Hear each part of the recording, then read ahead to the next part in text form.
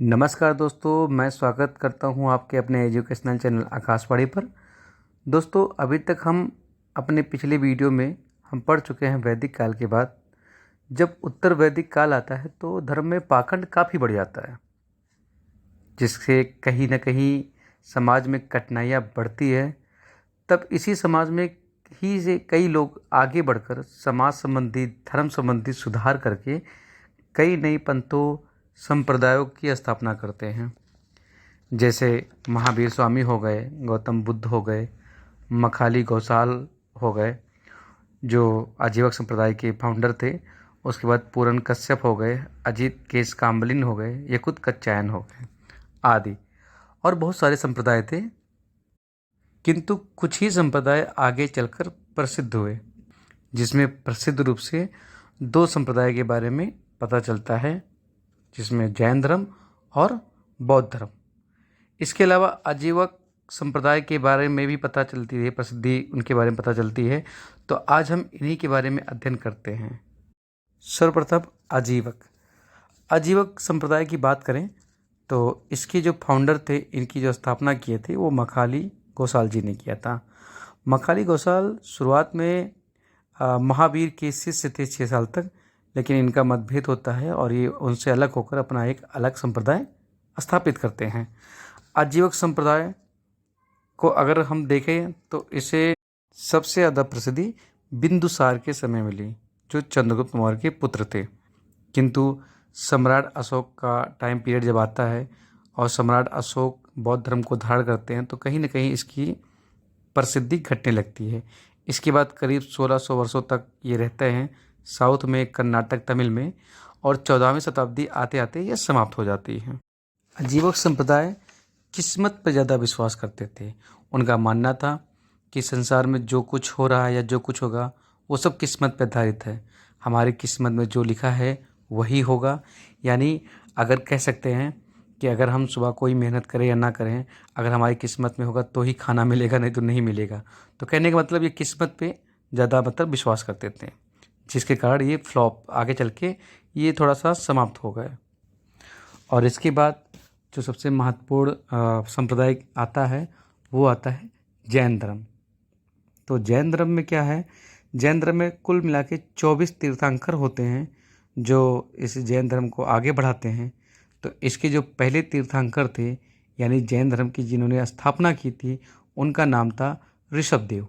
ऋषभदेव को आदिनाथ भी कहा जाता था। ये पहले तीर्थंकर थे।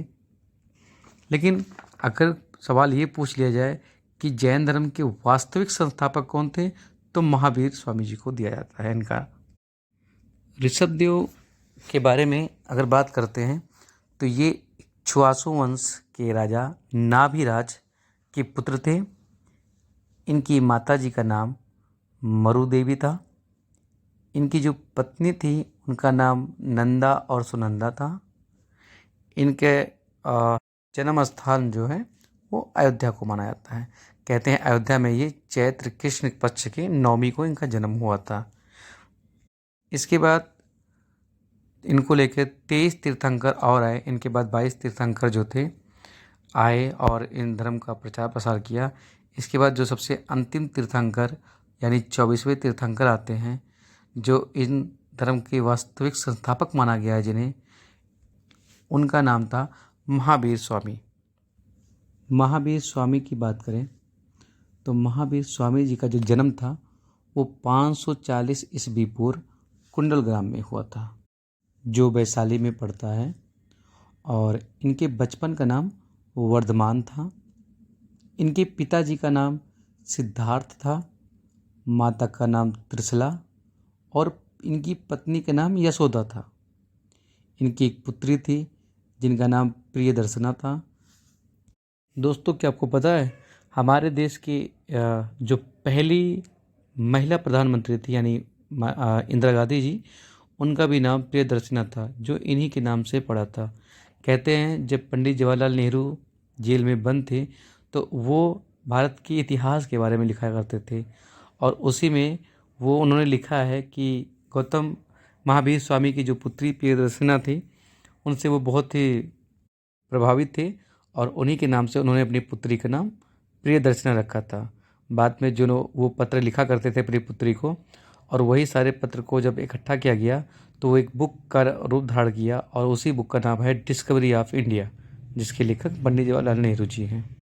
और इनके दमाद का नाम जमाली था, जो महावीर स्वामी के प्रथम शिष्य हुए और इसके साथ साथ प्रथम विरोधी भी वो हुए थे। गौतम बुद्ध की तरह इनको भी ज्ञान प्राप्ति जो हुआ था वो ऋजुपालिका नदी के तट पे साल के वृक्ष के नीचे हुआ था, जो जाम्बिक गांव में पड़ता है।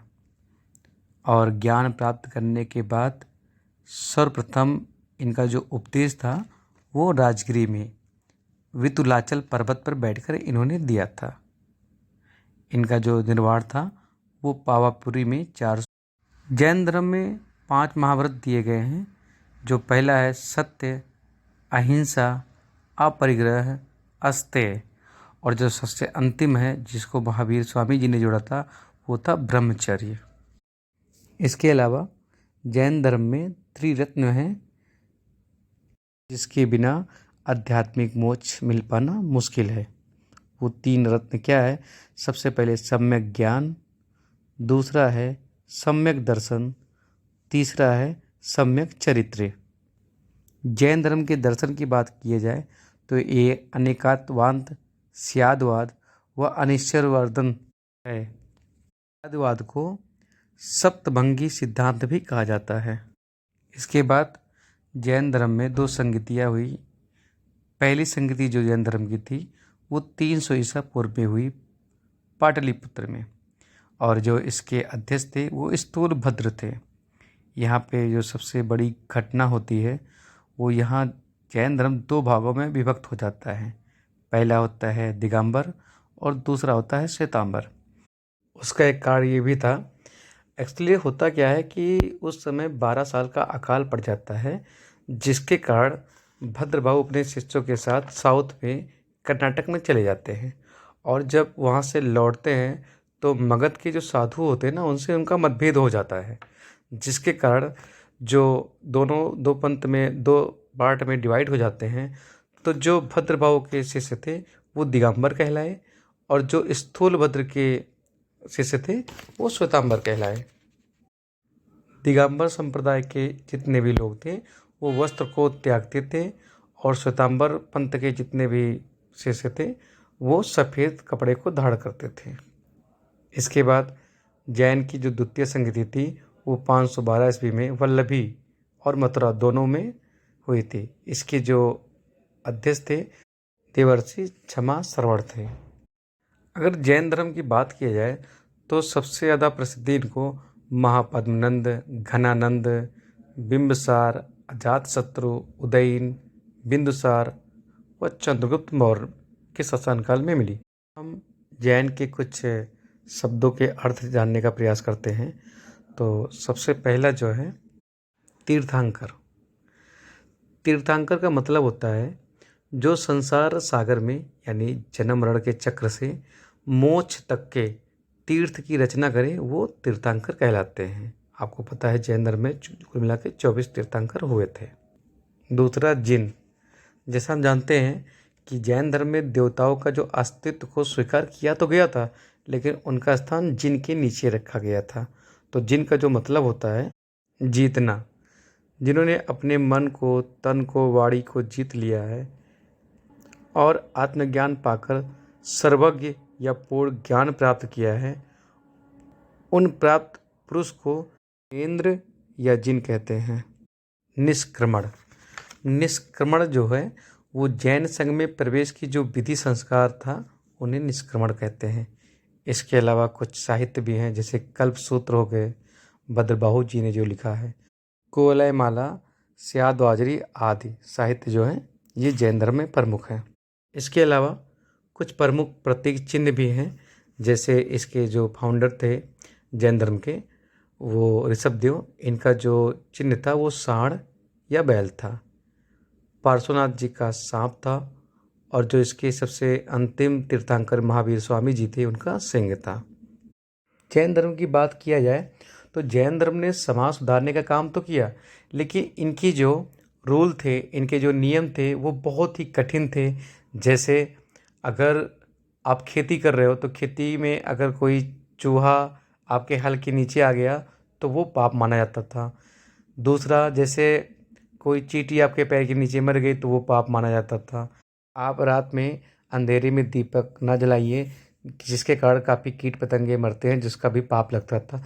यानी अनेक प्रकार के ऐसे बहुत ही कठोर नियम थे, जिसके कारण कहीं न कहीं लोगों में थोड़ी बहुत दिक्कतें आने लगी।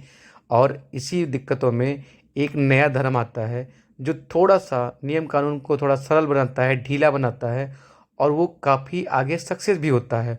और उस धर्म का नाम है गौतम बुद्ध के द्वारा बौद्ध धर्म। तो हम अपनी अगली वीडियो में बौद्ध धर्म के बारे में पढ़ेंगे। तो अगर आपको हमारा वीडियो पसंद आता है तो प्लीज़ लाइक कीजिए, सब्सक्राइब कीजिए और शेयर कीजिए।